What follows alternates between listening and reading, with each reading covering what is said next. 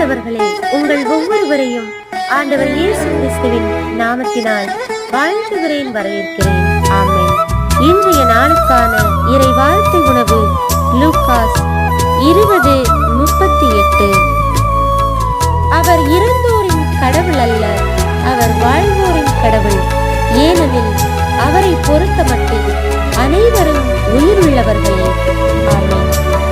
இயேசுவில் பிரியமானவர்களே, இன்றைக்கான இறை வார்த்தை ஆண்டவர் நமக்கு தருகின்ற வாக்குத்தத்தமாக, நான் என்றென்றும் வாழ்பவர், வாழ்வோரின் கடவுளாக இருக்கிறேன் என்று கூறுகின்றார். நீங்களும் என்னை பொறுத்தமட்டில் உயிருள்ளவர்களே கூறுகின்றார்.